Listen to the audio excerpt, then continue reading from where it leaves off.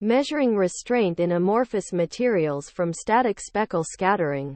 In this paper we demonstrate that the weak temperature dependence of structure factor of supercooled liquids, a defining feature of the glass transition, is an artifact of the spherical averaging typically employed in these measurements.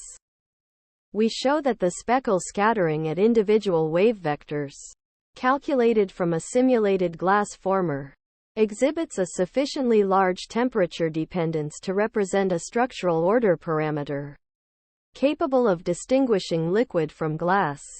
We also extract from the speckle intensities a quantity proportional to the variance of the local restraint, i.e., a direct experimental measure of the amplitude of structural heterogeneity. Next article. Yielding under compression and the polyamorphic transition in silicon. We investigate the behavior of amorphous silicon under hydrostatic compression using molecular simulations. During compression, amorphous silicon undergoes a discontinuous non-equilibrium transition from a low density to a high density structure at a pressure of around 1316 gigapascals. Ensemble average density and elastic constants change discontinuously across the transition. Densification of individual glassy samples occurs through a series of discrete plastic events, each of which is accompanied by a vanishing shear modulus. This is the signature of a series of elastic instabilities, similar to shear transformation zones observed during shear yielding of glasses. We compare the structure obtained during compression with a near-equilibrium form of amorphous silicon obtained by quenching a melt at constant pressure. This gives structures identical to non-equilibrium compression at low and high pressure. But the transition between them occurs gradually rather than discontinuously. Our observations indicate that the polyamorphic transition is of a non-equilibrium nature, and it has the characteristics of a yield transition that occurs under compression instead of shear. Next article.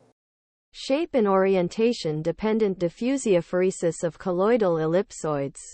We present diffusiophoresis of ellipsoidal particles induced by ionic solute gradients, contrary to the common expectation that diffusiophoresis is shape independent. Here we show experimentally that this assumption breaks down when the thin Debye layer approximation is relaxed. By tracking the translation and rotation of various ellipsoids, we find that the phoretic mobility of ellipsoids is sensitive to the eccentricity and the orientation of the ellipsoid relative to the imposed solute gradient, and can further lead to non-monotonic behavior under strong confinement. We show that such shape and orientation dependent diffusiophoresis of colloidal ellipsoids can be easily captured by modifying theories for spheres. Next article. Deflection and oscillations of an anchored elastic fiber embedded in a quasistatic two-dimensional foam flow. We study the deflection and fluctuations of a clamped elastic fiber embedded in 2D foam under quasistatic flow. At all times, the fiber conformation results from the elasto-capillary interactions with the foam. We independently measure the action of capillary and pressure forces on the fiber, and show that the fiber deformation is adequately described assuming a uniform continuous normal force acting on it. When bending energy exceeds a threshold value, the fiber relaxes to a less deflected shape, generating a cascade of plastic rearrangements within the foam, and the process repeats periodically. We analyze the statistical distributions of stored and released energy, and estimate the yield stress and shear modulus of the foam, as well as the number of elementary plastic events involved in a cascade. Next article. Molecular modeling of aquaporins and artificial transmembrane channels, a mini-review and perspective for plants.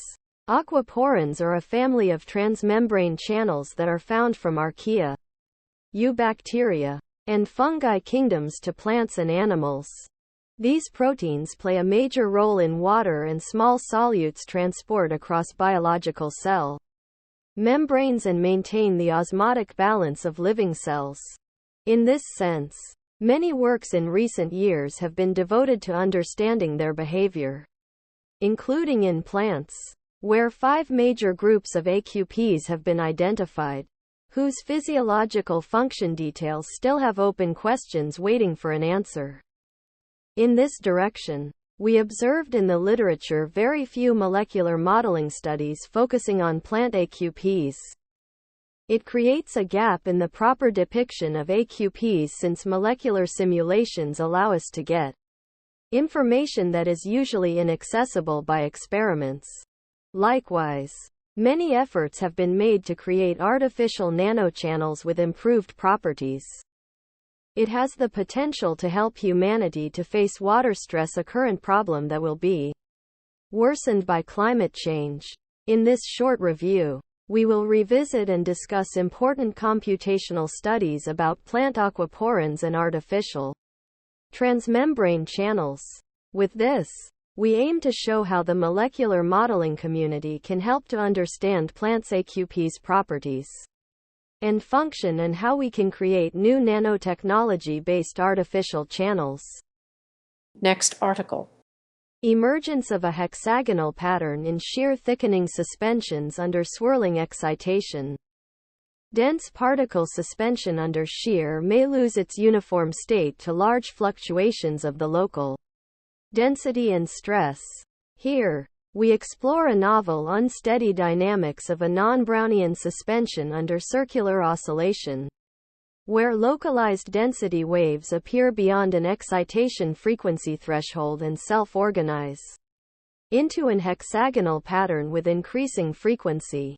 A simplified two-phase flow model is analyzed, and the predicted onset frequency of density waves, based on linear stability analysis, matches the experimental measurements quantitatively. Our results show that this instability is closely related to the discontinuous shear thickening transition of the suspension. In addition, the crucial role of the free surface is discussed. Next article. Enhancement of the rate of surface reactions by elastocapillary effect. Rate of a reaction is enhanced by increase in temperature, partial pressure, or the concentration of reactants, and/or via use of a catalyst or an enzyme, whereas the former increases the probability of collision rate between different molecules. The latter provides an alternate reaction path that diminishes the activation energy barrier for reaction. Both effects increase the reaction rate. The deformability of the substrate on which a reaction occurs is not known to affect this rate. In contrast, by carrying out reduction of gold and silver salt on soft, cross-linked layers of poly, we show here that surface tension-driven deformation of the solid too can increase the reaction rate. The PDMS contains C groups as organosilanes, which reduces the salt, thereby producing the corresponding metallic nanoparticles. When an aqueous solution of the salt is dispensed as a sessile drop on a sufficiently soft PDMS layer, nanoparticles get generated at 3 times the rate over which when the salt solution is dispensed as a pool on the same surface. Unlike the pool, the drop has a 3-phase contact line, where it pulls up the solid, forming a ridge. By balancing the resultant surface stresses at the vicinity of this ridge, we have estimated the excess surface free energy associated with it. We show that this excess energy can diminish the activation energy barrier and increase the reaction rate to the extent that would have been achieved by increasing the reaction temperature by over 30 OC. Next article. Membrane buckling and the determination of Gaussian curvature modulus. Biological membranes are able to exhibit various morphology due to the fluidity of the lipid molecules within the monolayers. The shape transformation of membranes has been well described by the classical Helfrich theory, which consists only a few phenomenological parameters, including the mean and the Gaussian curvature modulus, though various methods have been proposed to measure the mean curvature modulus. Determination of the Gaussian curvature modulus remains difficult both in experiments and in simulation. In this paper we study the buckling process of a rectangular membrane and a circular membrane, subject to compressive stresses and under different boundary conditions. We find that the buckling of a rectangular membrane takes place continuously, while the buckling of a circular membrane can be discontinuous depending on the boundary conditions. Furthermore, our results show that the stress-strain relationship of a buckled circular membrane can be used to effectively determine the Gaussian curvature modulus. Next article. Elastic snap-through instabilities are governed by geometric symmetries. Many elastic structures exhibit rapid shape transitions between two possible equilibrium states. Umbrellas become inverted in strong wind and hopper-popper toys jump when turned inside out. This snap-through is a general motif for the storage and rapid release of elastic energy, and it is exploited by many biological and engineered systems from the Venus flytrap to mechanical metamaterials. Snap-through occurs when an elastic structure remains in an equilibrium configuration that becomes unstable or suddenly disappears. While these shape transitions are known to be related to the type of bifurcation the system undergoes, to date, there is no general understanding of the mechanisms that select these bifurcations. Here we analyze numerically and analytically two systems proposed in recent literature in which an elastic strip, initially in a buckled state, is driven through shape transitions by either rotating or translating its boundaries. We show that the two systems are mathematically equivalent, and identify three cases that illustrate the entire range of transitions described by previous authors. Importantly, using reduction order methods, we establish the nature of the bifurcations these systems undergo, and we explain how these bifurcations can be predicted from geometric symmetries and symmetry breaking mechanisms, thus providing universal design rules for elastic shape transitions. Next article. Buckling metamaterials for extreme vibration damping. Damping mechanical resonances is a formidable challenge in an increasing number of applications. Many of the passive damping methods rely on using low-stiffness dissipative elements, complex mechanical structures or electrical systems, while active vibration damping systems typically add an additional layer of complexity. However, in many cases, the reduced stiffness or additional complexity and mass render these vibration damping methods unfeasible. Here, we introduce a method for passive vibration damping by allowing buckling of the primary load path, which sets an upper limit for vibration transmission. The transmitted acceleration saturates at a maximum value, no matter what the input acceleration is. This nonlinear mechanism leads to an extreme damping coefficient tan delta 0.23 in our metal metamaterial orders of magnitude larger than the linear damping of traditional lightweight structural materials. We demonstrate this principle experimentally and numerically in freestanding rubber and metal mechanical metamaterials over a range of accelerations, and show that bidirectional buckling can further improve its performance. Buckling metamaterials pave the way towards extreme vibration damping without mass or stiffness penalty, and as such could be applicable in a multitude of high-tech applications, including aerospace structures, vehicles and sensitive instruments. Next article. Dynamic behavior of elastic strips near shape transition. Elastic strips provide a canonical system for studying the mechanisms governing elastic shape transitions. Buckling, linear snap-through, and nonlinear snap-through have been observed in boundary-actuated strips and linked to the type of bifurcation the strip undergoes at the transition. For nonlinear snap-through, previous work obtained the normal form at the bifurcation.